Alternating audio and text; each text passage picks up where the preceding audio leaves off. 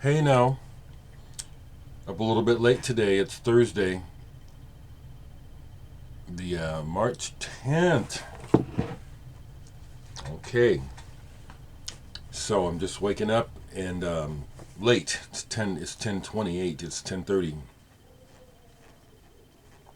Today would have been my father's birthday, and I am at pains to. I don't know when he was born. I think my dad would be. Well, he'd be in his 80s, if not. Yeah, he'd be in his 80s. I'm 66. He would have been in his 80s. I lost my dad in the 80s, 1980, 81. Basically committed suicide. So, thinking of my dad right quick, and we had I loved my dad, but it was a testy relationship. Interesting story. I don't, I could do a whole video about it, but I do credit my dad and my mom for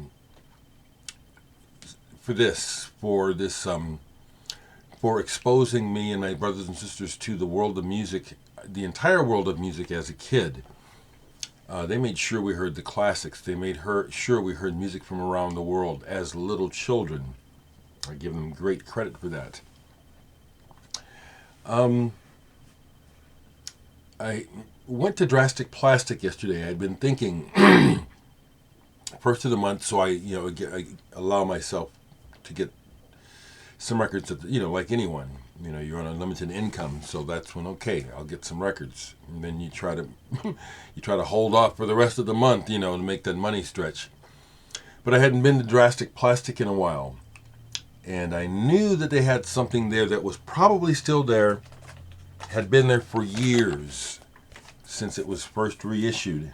And I thought to myself, I'll probably go and get it now because I need this for to complete my Slowdive collection. This one, Blue Day. It's a compilation. It compiles some of their first singles onto an album. Slowdive Blue. That's why for the longest I never bothered with it, because I have all these songs, original versions on CD and also on vinyl now. But love this music, and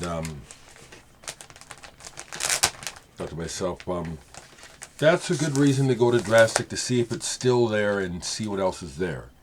So this was there. Very happy to get it. They also had the new Deerhoof, which I've been kind of it's unfortunate that Homer's, the main store in town, they said they were really having difficulty getting it in. I love Deerhook. Actually, You Can is the name of this new album. And this is a very diverse and wonderful band. They're like shapeshifters. Their albums don't all sound the same. They do prog, they do math rock, they do straight pop, they do progressive rock. They even do things that are almost classical. And check out the color of this. They said this is the color of chlorophyll. Chlorophyll colored vinyl. And this is really good. I especially like the way side 2 starts off. And they're a hell of a band because the first track on side 2 starts off with a incredibly, I say, strong riff that they do it just a couple of times, and it's so good. I'm waiting for it to happen again in the song before the song ends, and they don't bring it back. To me, that's daring, and that's really staying in the moment of the music. They just kept the ideas moving forward. So I had to play it a couple times because I was like, man, this is really hot, and you could just make a really hard charging song off of that one riff. They're loaded with ideas. I've seen them a couple times, had the opportunity to speak to both the main people, Greg and the woman, I forget her name. Very nice people. On the same page as me, when it comes to humane concerns. I'm not political. It's the world that's political. I don't want to have shit to do with political. I care about life. And it's so weird that we live in such a strange world that it can't be that clear. What do we care about? We care about each other. It's pretty clear to me, but it's not to the world. I mean, before I go on, the whole idea that it has to be discussed whether or not it's a war crime, that a hospital was bombed yesterday in Ukraine. What are you doing bombing? And then, of course, the bullshit, you know it's got to be a lie. They're saying, well, they're hiding these people in the hospital. How the fuck do they know? And why would... It's insane. It's insane. And try to say anything to me that justifies the fact that we're at war, it's just insanity to me. And the fact that they're even calling it war to me is like people using the word to mentally frame it in a way that makes it different from what it is, which is just murder and terrorism. Okay. This was... I got 2 finds. 2 big finds for me at Drastic yesterday. I didn't know I was going to find them there.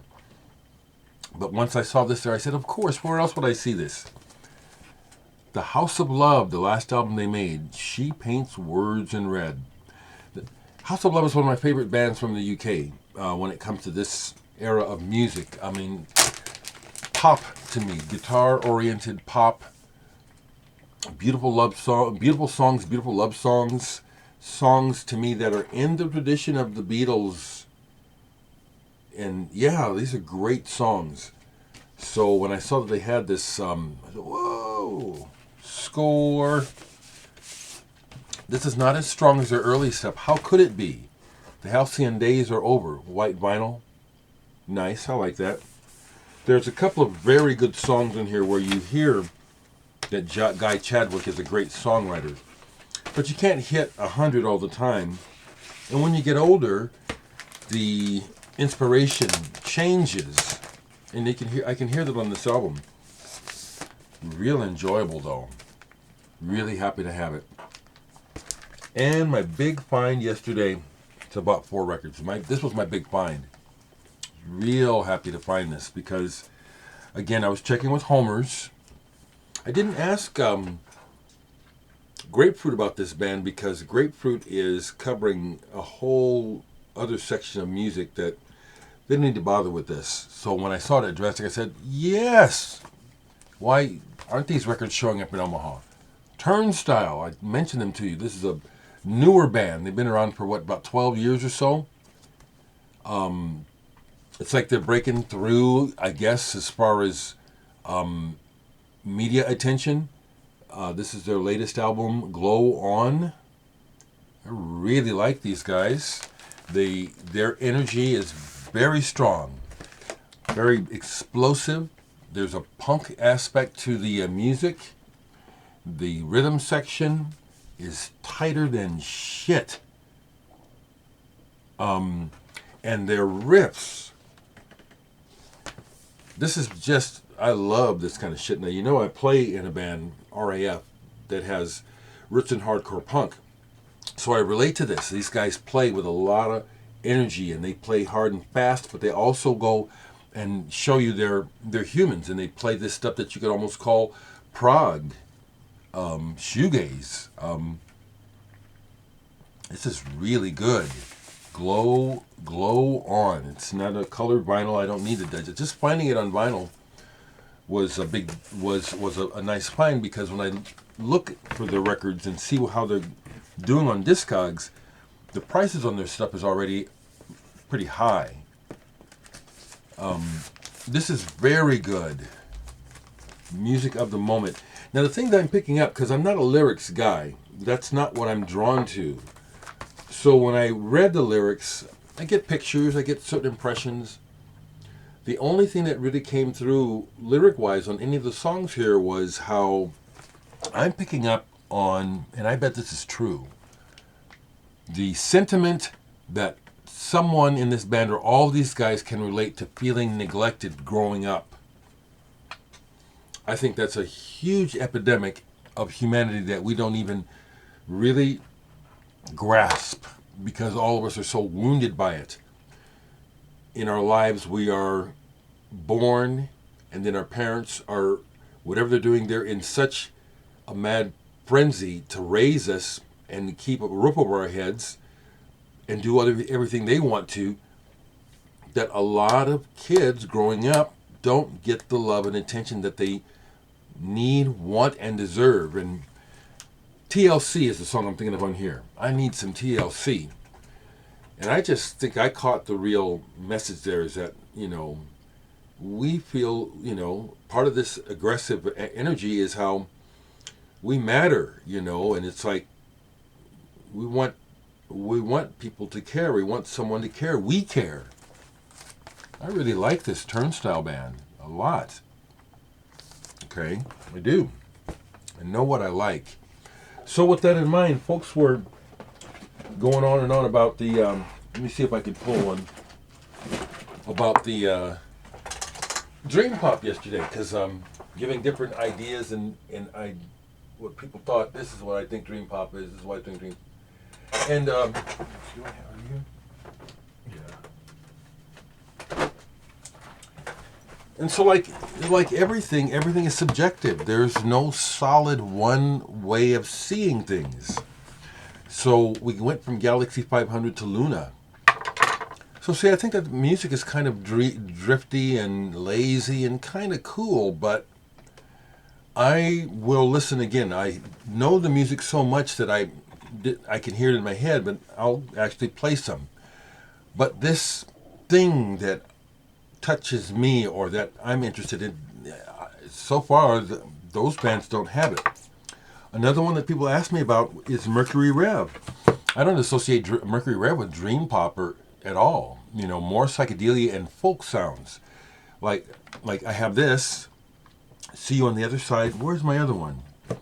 I have their first CD. I better still have it.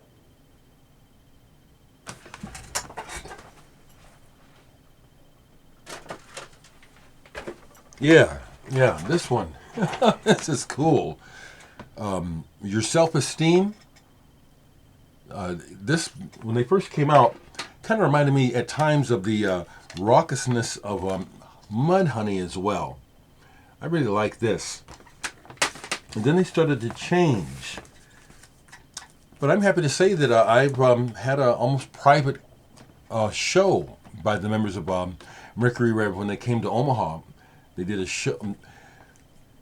Jonathan, Grasshopper, and a guy from the band Midlake did a show at Hi-Fi House. Hardly anybody came. So I went, and it was really great. So music like this is different live, but this doesn't strike me as Dream Pop at all. Just on the edges of psychedelia and more like kind of a weird folkiness. And so I got these, Got Us on a Highway. As you see, I got it signed. Opus 40. It's a two-parter. Same with this. Got Us. Had them sign those. So I like that stuff. Some people brought up a couple of older tracks. We say, yeah, that's my idea of the legacy of what you would call dreamy sounding pop. Chameleon Church. And I was trying to think of some more things, and it's just, my mind gets kind of crammed up, but that's one of the more big parts of my music history, is looking for beautiful songs that carry me away, make me dream, that are wistful. I like melancholia. I like things that just make me kind of like call up misty visions and feelings of being in faraway places. I love music that does that to me, and it happens in all genres. Like, for example, Gong's first album, Magick Brother Mystic Sister.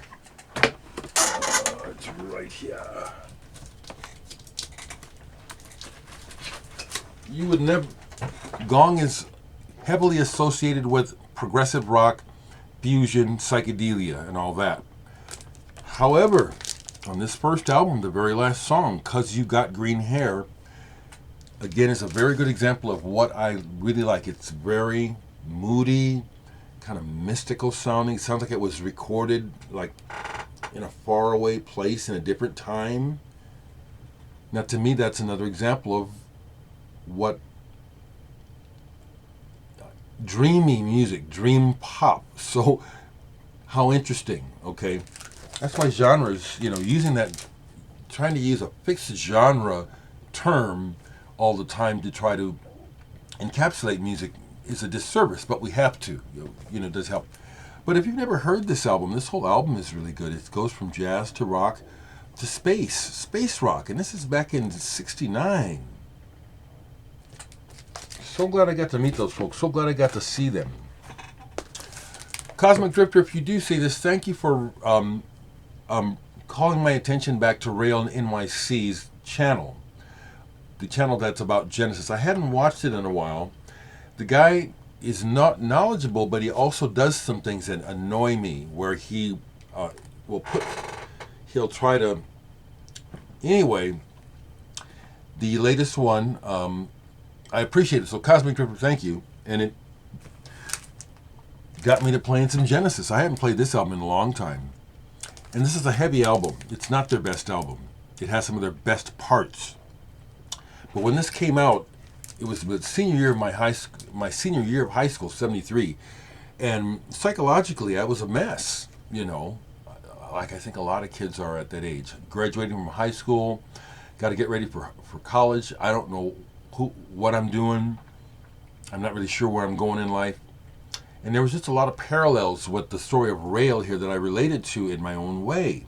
So this is a very important album to me. I've got a few copies of it. And when I showed this, of course, in a couple of the record collecting groups, if any of you guys see this, I hope you do. There's some private record collecting groups that I belong to that are focused on prog and stuff and other things. But when I showed this, and I showed the label, it's on Atco. Of course, you have the snooty fuckers who say, well, I've never seen it on Atco. It's only Charisma is, Charisma. Get it. You got to have it on Charisma. And I just thought to myself, see, this is that snooty, immature bullshit, that I don't like, and it's not what I'm about. So I just said, well, I'll fix you fucks. I went ahead and posted my picture of my Japanese Charisma, Shut you fucking ignorant fucks up. People, and especially now, because the world is so edgy, the things that bug us are really on the surface, aren't they, people? Aren't they? Yesterday was John Cale, Velvet Underground. He was his 80th birthday. Got to see John Cale, saw, I think, an amazing, legendary show where he was out of his mind on heroin and alcohol. But I have some of his records. I love this one, Vintage Violence. It's a pop album, but it's really good. There's a song on here that has a part that relates to what I call dream pop, okay?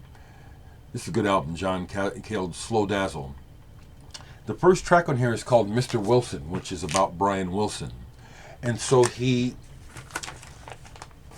basically shows how this is how to write a Brian Wilson type song. And at the end refrain is perfect. And they have a person with a high voice that sounds like Brian Wilson. That passage to me is an example of dream pop, which brings to mind, yes, the Beach Boys and one of their classic songs, which to me is a perfect example of what I think dream pop is. God Only Knows. Okay? Wow. And then if you've ever heard the solo song by Brian Wilson, Carolyn No, that's some dream pop shit right there. Or that's just some really evocative, beautiful pop music. I just love that stuff, okay? So that's what I got to show today. To wrap this up, I'll share... 19 minutes, wow. I'll share that the second session of the reconvening of the my old band was last night, and it was Magick. And James, the sax keyboardist, called in another guitarist, someone he had said they'd been trying to do something together. I like this idea that it's not a set band, that it can only be these people. It's a collective. We're trying to make some music. We're trying to get something going here. And this guy, Josh Grossman, he surprised me, because he just kept talking about how he comes from the jam band background. And when I hear the term jam band, I know that people, when they say jam, mean people that can play, but the term to me is a turnoff. So when he presented his idea that he wanted to see if we would do, I was blown away. It was in 7/8, 7/4 or whatever. It was in 7, and he already had an arrangement in his head. So we blew him away because we picked it up real quick. He said, "You guys can play anything." Yeah, we can, you know. And so he was actually able to direct us. He had the A and the B part, and then the coda. And we kicked ass. We recorded it. This is wonderful. This connection with this group of people that I work with that were called chemicals. Our relationship is cosmic. There's something chemical. There's some chemistry with these people when we play. It's not always great, but a lot of it is really, wow, this is some really, really good music.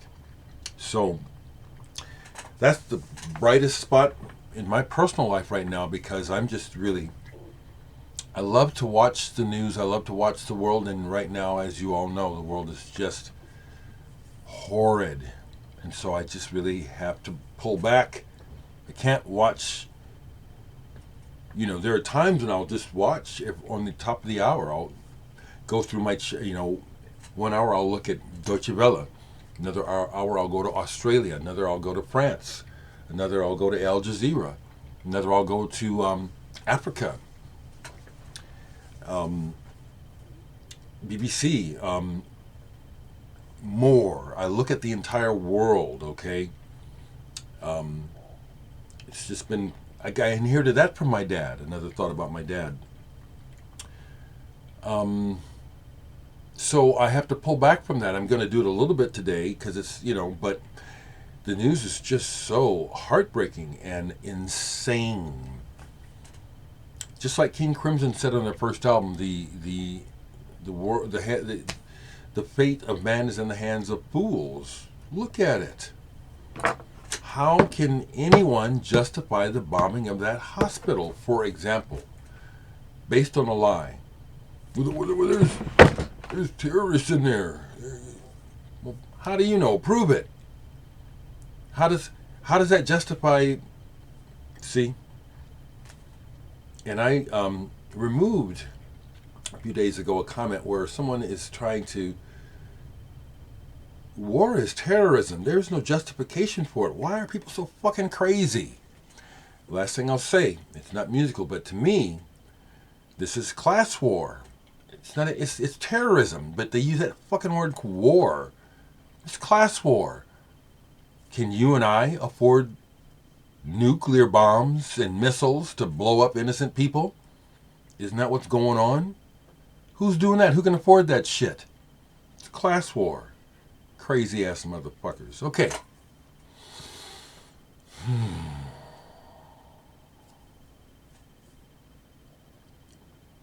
So that's how I cope. You know what I'm saying? It's like this stuff is in me, but I always return back to the breath and just get back in the moment. Perspective. These things are in my head. They're happening in the world, but they're not happening in this room. So if I choose, I can experience total peace. All I have to do is not think about the world, and I can do that. But I care, so both happen. But that's how I'm maintaining my sanity. You take care.